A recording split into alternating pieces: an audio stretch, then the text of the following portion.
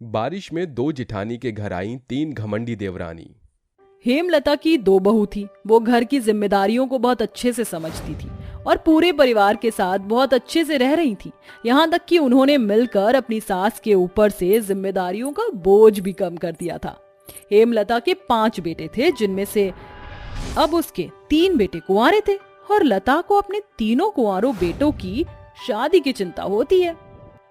अरे पंडित जी, कोई अच्छे घर की लड़कियां दिखाओ जो समझदार हो। देखो पंडित जी, पिछली बार आपने समझदार बहू दिखाई थी, लेकिन गरीब परिवार से थी। चलो ये सब तो चल गया, लेकिन इस बार थोड़ा अमीर परिवार से लड़की दिखाना जो हमारे घर में दहेज भी लेकर आए। अरे हाँ हाँ, क्यों नहीं बहना, ऐसे 3 लड़कियों के रिश्ते लेकर आया हूँ जो बहुत अमीर घराने से हैं।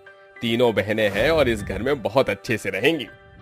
पंडित की बात सुनने के बाद ही हेमलता पंडित की दी हुई फोटोज देखने लगती है। उसमें वो 3 लड़कियां उसे पसंद आ जाती हैं और वो पंडित जी से कहती है, अरे वाह पंडित जी, इन लड़कियों की फोटोज तो बहुत अच्छी लग रही है। लगता है अमीर के साथ साथ संस्कारी भी बहुत है। चलो आप रिश्ते की बात आगे बढ़ाओ ताकि मैं चट मंगनी पट ब्याह कर सकूं अपने तीनों बेटों का। हेमलता की बात सुनकर पंडित वहां से चला जाता है, जिसके बाद वो दोनों परिवारों को मिलवाता है और रिश्ते की बात को आगे बढ़ाता है। दोनों परिवारों में शादी की रस्में शुरू हो जाती हैं। यहाँ हेमलता की दोनों बड़ी बहू शादी के सभी कामों को अपने आप ही संभाल लेती हैं। ये देख उसके घर पर आए हुए मेहमान उसकी दोनों गरीब बहुओं की बहुत तारीफ करते हैं। हेमलता बहन, चिराग लेकर भी ढूंढने की तो तुझे ऐसी समझदार सुलझी हुई बहू कहीं नहीं मिलेगी। अरे भगवान ने तो तेरे भाग्य ही खोल दिए। बहन, तू तो बहुत किस्मत वाली है जो तुझे ऐसी बहुएं मिली हैं। तुझे पता है हमारी बहू में तो नाक पर दिया बांध कर आई हैं। अरे मतलब कि जब से आई हैं तब से सिर्फ अपनी ख्वाहिशों की फरमाइश कर रही हैं। मेरा बेटा जितना कमाता है वो सारा उनकी ख्वाहिशों में ही लग जाता है। ऐसे ही थोड़ी शादी कर दी थी मैंने अपने दोनों बड़े बेटों की। इन दोनों से बहुत सोच समझ कर परख कर शादी की थी। खैर छोड़ो, अब तो मुझे उन तीनों का इंतजार है जो बिल्कुल मेरी बड़ी बहू की तरह समझदार और सुलझी हुई हैं और साथ में अमीर भी हैं। 2 दिन बाद शादी है और उसके बाद मेरे 5 बेटे इस घर में खुशी खुशी अपनी पत्नियों के साथ रहेंगे। अभी तक तो हेमलता ने अपनी दोनों बड़ी बहुओं के लिए कोई भेदभाव नहीं किया, लेकिन जैसे ही वो अपने तीनों छोटे बेटों की शादी कराकर अपनी 3 अमीर बहू घर पर ले आती है, उसके धीरे धीरे तेवर बदलने लगते हैं। अरे आओ अंदर आओ, तुम्हारा इस घर में स्वागत है। इसे अपना ही घर समझो और रानी बनकर रहो। हेमलता की तीनों अमीर बहू संस्कारी नहीं बल्कि बहुत चंट चालाक होती हैं। वो तीनों आते ही अपनी सास को अपनी जेठानियों के खिलाफ भड़काने लगती हैं। अरे माँ जी, आपको नहीं पता, मैं तो सब जानती हूँ। आजकल की ये जो गरीब बहुएं होती है ना, ये चुप्पी धारण करके रखती हैं और धीरे धीरे अपनी सास को खोखला कर देती हैं। मैं तो कहती हूँ माँ जी, इन दोनों से अपने दोनों बेटों को बचा लो। ऐसा ना हो कि तुम्हारे दोनों बेटों को लूट कर खा जाएं। आप तो जानती ही हो हम कितने अच्छे घर से आए। भला हमारे लिए ये पैसा, जमीन, जायदाद कोई मायने रखेगी क्या? नहीं, हमें तो पहले ही बहुत कुछ मिला है। इन गरीबों का कुछ भरोसा नहीं है, अपने फायदे के लिए कब कुछ कर जाएं क्या पता। सही कहती हो तुम तीनों। मैं आज से इन दोनों पर नजर रखूंगी और जैसे इन दोनों की कोई हरकतें मुझे पता चली तो मैं इन्हें अच्छा सबक सिखाऊंगी। आग में घी डालने का काम करने के बाद वो तीनों बहनें वहां से चली जाती। वहां से जाने के बाद वो एक प्लानिंग और बनाती हैं।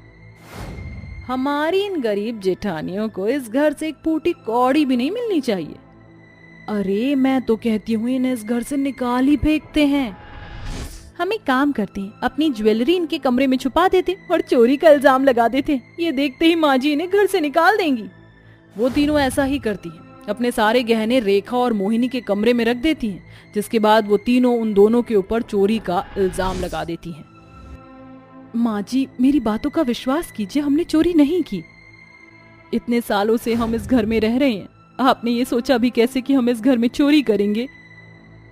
सच मेरे सामने है और तुम इसे झूठा नहीं कह सकती। अब मैं तुम्हें इस घर में नहीं रख सकती, इसलिए तुम दोनों भरोसे के लायक नहीं हो। जाओ, इस घर से निकल जाओ। हेमलता अपनी बड़ी बहुओं की एक नहीं सुनती और उन्हें घर से निकाल देती है। वो दोनों दर दर की ठोकरें खाते हुए वहां से चली जाती हैं और चलते चलते एक टूटी फूटी झोपड़ी के पास आकर रुकती हैं। लगता है इस झोपड़ी में कोई नहीं रहता, हम यहीं रह लेते हैं। हाँ हाँ, मैं जंगल से कुछ लकड़ियां काट कर लेकर आती हूँ, तब तक तुम इसके अंदर थोड़ी साफ सफाई करके रखो। रेखा और मोहिनी दोनों ही उस झोपड़ी में ही अपना घर बसा लेती हैं। लेकिन कुछ दिन बाद उन्हें बहुत सी परेशानियां झेलनी पड़ती हैं और अपना पेट पालने के लिए उन्हें कूड़ा कचरा बीन कर गुजारा करना पड़ता है। एक दिन वो दोनों कूड़ा बीन रहे होते हैं, तभी उन्हें एक सिलाई मशीन दिख जाती है। कितनी अच्छी मशीन है, पता नहीं किसने फेंक दी, चलो इसे अपनी झोपड़ी में लेकर चलते हैं। रेखा और मोहिनी उसे अपनी झोपड़ी में ले आते हैं, जिसके बाद वो उस मशीन को साफ करके चलाना शुरू करते हैं। उनके मशीन चलाने से लोग उन्हें अपने कपड़े सिलने के लिए देने लगते हैं। देखते ही देखते मोहिनी और रेखा का सिलाई पर अच्छा हाथ बैठ जाता है और वो दोनों मिलकर अच्छा काम करने लगती हैं, जिसके चलते वो इसी को अपनी कमाई का साधन भी बना लेती हैं। एक कूड़े कचरे में मिली हुई चीज से हमने कमाई का साधन ढूंढ लिया। भगवान अब हमें इसी प्रकार मेहनत करने का हौसला देता रहे। दोनों एक मशीन से पैसे कमा कर एक और मशीन खरीद लेती हैं, जिसके बाद वो दोनों सुबह से शाम तक कपड़े सिलती हैं। लेकिन इसी के बीच जब जब बारिश शुरू होती तो उन्हें काम करने में बहुत मुश्किलें आने लगती। हे भगवान, ये बारिश कैसे शुरू हो गई? एक काम करते हैं, अपने सर के ऊपर पन्नी ओढ़ लेते हैं। पन्नी ओढ़ने से झोपड़ी के अंदर से टपक रहा पानी उनके ऊपर से फिसल जाता है और वो अपनी सिलाई करते ही रहते हैं। इस प्रकार वो खूब मेहनत करते हैं और अपनी एक सिलाई की दुकान भी खोल लेते हैं। पूरे गांव में वो दोनों मेहनत करके फेमस हो जाती हैं। यहाँ पर वो तरक्की पर तरक्की कर रही होती हैं, तो वहीं उनके देवरों का काम बहुत ज्यादा मंदा हो जाता है और उन्हें कई सारी परेशानियों का सामना करना पड़ता है। रेखा और मोहिनी की सिलाई की दुकान के बारे में जब हेमलता की तीनों बहू को पता चलता है तो उन्हें अपनी गलती का पछतावा होता है। हमने बेकार में ही अपनी जेठानियों को इस घर से निकाल दिया। वो दोनों हमसे ज्यादा अमीर हैं। हमें माँ जी को अपनी सच्चाई बता देनी चाहिए।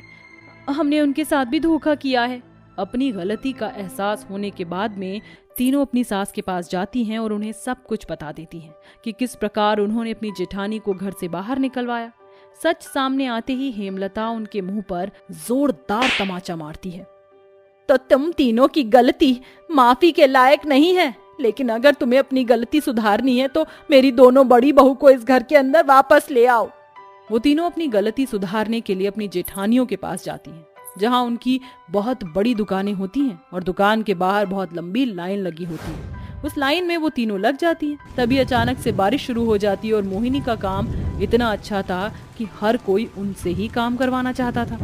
इसी के चलते सब लोग भीगते हुए उसकी दुकान के बाहर लाइन लगाकर खड़े होते हैं। जैसे जैसे उन तीनों का नंबर आता, मोहिनी और रेखा उन तीनों को देखकर हैरान रह जाती हैं। अरे ये क्या, तुम तीनों यहाँ पर क्या कर रही हो? वो तीनों रेखा और मोहिनी से माफी मांगती हैं और उन्हें चलने के लिए कहती हैं। झूठा इल्जाम लगाकर तुमने हमें निकाल दिया था उस घर से, अब हम उस घर में नहीं जाएंगे।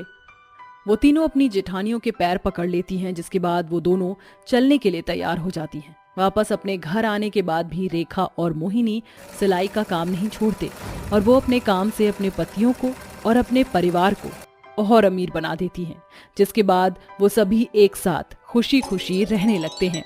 पार्क के किनारे अपने समोसे का ठेला लगाए हुए खड़ी थी।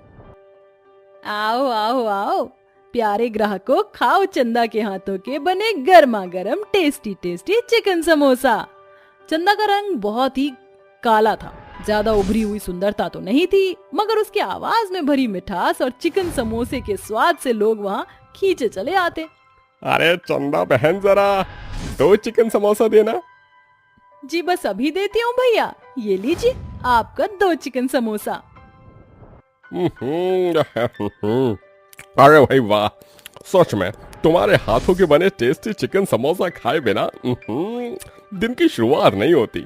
बहुत ही स्वादिष्ट चिकन समोसा बनाती हो तुम, और इस तीखी चटनी का आहा अलग ही मजा है। बहुत बहुत शुक्रिया भैया। थोड़ी ही देर में गरीब चंदा का ठेला ग्राहकों की भीड़ से पूरी तरह से भर जाता है। तभी वहां से गुजर रही कल्याणी, जो कि बहुत ही कंजूस और लालची होती है, रुक जाती है। लगता है यहाँ पर भंडारा बट रहा है, तभी तो लोगों की इतनी भीड़ लगी हुई है। एक काम करती हूँ, मैं भी यहीं पर आलू पूरी खाकर पेट भर लेती हूँ, एक वक्त का राशन तो बचेगा। फिर कल्याणी ठेले के पास आती है। अरे यहाँ तो चिकन समोसा बिक रहा है, और ये लड़की कितनी काली है। ची ची ची ची, पता नहीं ये लोग इसके काले हाथों का बनाया चिकन समोसा इतने चाव से कैसे खा रहे। मुझे तो इसे देखकर घिन आ रही है। थोड़ी ही देर में चंदा के सारे चिकन समोसे खत्म हो जाते हैं, जिसे देखकर लालची कल्याणी कहती है, जो भी हो इस कल्लो के चिकन के समोसे की बिक्री तो खूब है। अगर ये मेरे घर की बहू बन जाए तब मेरी तो ऐशी ऐश है, पकी पकाई रोटियां भी मिलेंगी और ये चिकन समोसे के अलग पैसे भी। फिर चंदा समोसे का ठेला लेकर घर जाने लगती और कल्याणी चंदा का पीछा करते हुए उसके घर तक आ जाती है, जहाँ झोपड़ी के अंदर खटिए पर बीमार गरीब गोमती खांस रही होती है। अरे चंदा बेटी, आ गई तू? हाँ माँ, आज मेरा चिकन समोसा आधे दिन में ही बिक गया, इसलिए घर आ गई। चंदा बेटी, आखिर कब तक तू अपनी गरीब माँ की देखभाल के लिए यहाँ रहेगी? तेरा घर बस जाए तो मैं भी चैन से मर जाऊं। अपनी माँ की इस बात पर चंदा डबडबाई आंखों से उसे देखकर कहती है, ऐसा मत कहो माँ, तुम्हारे सिवा मेरा इस दुनिया में और है ही कौन। तुम्हें तो पता है इस काले रंग के कारण पहले भी ना जाने कितने रिश्ते तुम्हारी इस बदकिस्मत बेटी को ठुकरा कर जा चुके हैं। शायद मेरी किस्मत में शादी होना लिखा ही नहीं। बाहर खड़ी कल्याणी ये सुन लेती है और अगले दिन शगुन लेकर गोमती के घर आती है। देखिए बहन जी, मुझे हमेशा से ये ऐसी बहू चाहिए थी जो मेरा घर संभाल सके। मुझे आपकी बेटी के काले रंग से कोई परेशानी नहीं। वैसे भी भगवान ने इस दुनिया में दो ही तो रंग भेजे, एक काला और गोरा। मुझे आपकी बेटी चंदा के सिवा कुछ नहीं चाहिए। गोमती और चंदा कल्याणी की झूठी बातों में आ जाते हैं और बहुत ही जल्दबाजी में चंदा और मुरली की शादी हो जाती है। मगर शादी के पहले दिन से ही कल्याणी अपना लालची स्वभाव दिखाने लगती है। अरे मेरी कल्लो बहू, तू अभी दही की तरह घर में क्यों जमी हुई है? आज चिकन समोसे का ठेला नहीं लगाएगी? ऐसे घूर क्या रही है? मैंने तुझ जैसी काली कलूटी को इसलिए ही तो बहू बनाया था ताकि तू चिकन समोसा बेचे। माँ, ये कैसी बातें कर रही हो तुम? अब क्या तुम बहू की कमाई खाओगी? हाँ तो क्या करूँ, सारी जिंदगी इस गरीबी में ठन्नी चवन्नी के पीछे सर खपाकर मैं ऊब गई हूँ। तू तो इतने सालों से 10-10 रुपए के लिए उस बब्बन की मिल में बोरी ढोता है। दाल रोटी चलाने से ज्यादा कभी कमाया है तूने? माँ जी, अगर आप चाहती हैं तो मैं लगाऊंगी चिकन समोसे का ठेला।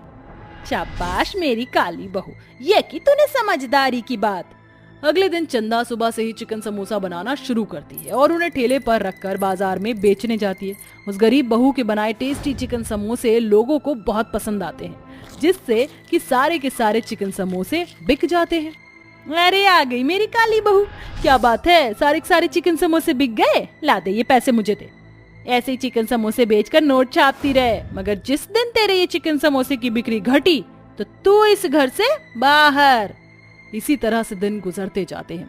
बेचारी चंदा एक सुबह से लेकर रात ढले तक मेहनत करती और ससुराल की जिम्मेदारियों के साथ साथ अपने चिकन समोसे का व्यापार भी चलाती। अब मॉनसून का महीना शुरू हो चुका था। चंदा घर के अंदर बैठकर चूल्हे पर चिकन समोसा बना रही होती, तभी जोर जोर से बिजली चमकने लगती है। लगता है बहुत जोर की बारिश होने वाली है। अब मैं चिकन समोसा बेचने बाजार कैसे जाऊंगी? ए कल्लो, देखना आसमान में तेरे ही जैसे बादल छाए हुए हैं। आज तू संभल कर जाना, कहीं तुझ पर बिजली न गिर जाए। मगर माँ जी, इतनी बारिश में मैं समोसे बेचने कैसे जाऊंगी? ज्यादा बहाने मत बना, ये बोरी ओढ़कर जल्दी ठेला लेकर जा, समझी? मुझे कैसे भी पैसे चाहिए। बेचारी बहू बोरी ओढ़कर समोसे बेचने बाजार जाने लगती है। तभी तेज तूफान के कारण बोरी उड़कर दूर चली जाती है। चंदा सड़क पर भरे बारिश के पानी में ही ठेला लेकर बाजार आती है। समोसे खा लो, समोसे, गर्मा गर्म टेस्टी चिकन समोसे, खुद भी खाओ, घर भी ले जाओ। अरे वाह, खुशबू तो बड़ी अच्छी आ रही है। अरे बहन जी, जरा जल्दी से 4 चिकन समोसा देना। बस अभी देती हूँ भैया, ये लीजिए। अरे क्या बात है, ये चिकन समोसा तो बड़ा ही टेस्टी है और इसकी मिर्चदार चटनी तो बड़ी मजेदार है। एक के बाद एक करके बहुत सारे ग्राहक चंदा के पास आकर चिकन समोसे खाते हैं।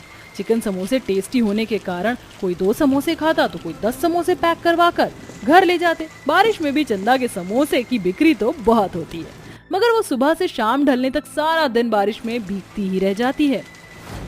भगवान का शुक्र है कि मेरे सारे चिकन समोसे बिक गए, वरना इस बारिश को देखकर तो मुझे ऐसा लग ही नहीं रहा था कि आज मेरे समोसे बिकेंगे। बेचारी काली बहू कपकपाते हुए घर आती है। आ गई तू? मुझे तो लगा था कि कहीं मेरी काली बहू पर बिजली तो नहीं गिर गई, वरना चिकन समोसे का व्यापार बंद पड़ जाता और मेरी रोज की कमाई भी। चल ला, दे पैसे और जा, पूरे घर में बारिश के कारण ना छत से पानी टपक रहा है, जाकर उसे साफ कर। मगर माँ जी, मैं बारिश में पूरी तरह से भीग गई हूँ, मुझे बहुत ठंड लग रही है, पहले मैं कपड़े बदल लूं। अरे कुछ देर कपड़े नहीं बदलेगी तो मर नहीं जाएगी, पहले घर साफ कर।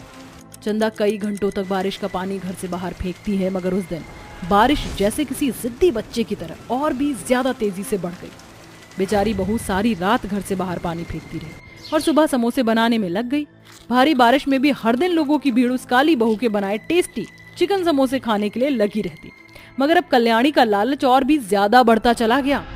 क्या बात है मेरी काली बहू, इस बारिश में तो तेरे चिकन समोसे की अच्छी बिक्री हो रही है। मगर अब तू एक काम कर, अपने बनाए समोसे में चिकन कम कर दे और समोसे भी छोटे कर दे। मगर माँ जी, ये तो लोगों के साथ बेईमानी होगी। अरे तो आजकल कौन सा ईमानदारी से रोजी रोटी कमाता है? दिवाली में खोए की बर्फी में ज्यादातर मैदा मिला होता है और ठेले वाले बासी तरकारी तेल पानी छिड़क कर उसे ताजा बताकर बेचते हैं। फिर थोड़ी बेईमानी मेरी काली बहू कर लेगी तो कुछ नहीं होगा। चंदा के पास कोई और चारा नहीं होता है सिवाय अपनी लालची सास की बात मानने के। अब वो समोसे में कम चिकन मसाला भरकर बेचने लगती है, मगर ये घपलेबाजी चंदा को अंदर ही अंदर खाए जा रही थी। मगर कहते हैं इंसान का किया उसके आगे आता है। एक दिन जब कल्याणी बारिश में मंदिर से घर लौट रही होती है, तभी उसका पैर फिसल जाता है और वो बहुत जख्मी हो जाती है। कल्याणी ने अपने लालच को पूरा करने के लिए अपनी काली लाचार बहू से जबरन जो घपलेबाजी करके छीना था, वो सारे पैसे उसके इलाज में लग जाते हैं और कल्याणी व्हील चेयर पर आ जाती है। देख लिया माँ, पैसों के लालच ने तुम्हें कहां से कहां पहुंचा दिया। तो ठीक कह रहा है मुरली, ये मेरी की गई लालच और घपलेबाजी का ही फल है जो मैं यहाँ हूँ। बहू मुझे माफ कर दे, मैंने अपने मतलब के लिए तेरा बहुत फायदा उठाया है, मगर आज मुझे एहसास हो गया है कि बेईमानी के कमाई से अच्छी ईमानदारी की एक रोटी है। अब तू अपने हिसाब से अपना व्यापार चलाना। कल्याणी के इस फैसले से चंदा के मन से बेईमानी का बड़ा बोझ उतर जाता है। साथ ही कल्याणी अपनी काली बहू को दिल से अपना लेती है और चंदा खुशी खुशी अपना चिकन समोसा व्यापार चलाती है।